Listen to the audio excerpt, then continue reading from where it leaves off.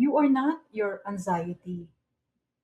Hindi ka defined ng moments na kinakabahan ka, ng oras na hindi mo makontrol ang thoughts mo, o ng bigat na dumarating ng walang warning. Ang anxiety ay experience, pero hindi siya identity. May mga araw na mabigat, may mga oras na hindi mo ma-explain ang kaba, pero hindi nito binabago kung sino ka. You are still capable. You are still strong.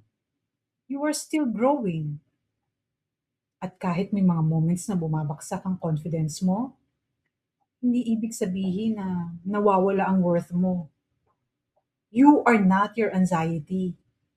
You are the person who keeps showing up kahit may bigat na hindi nakikita ng iba. And that says more about your strength than any fear ever will.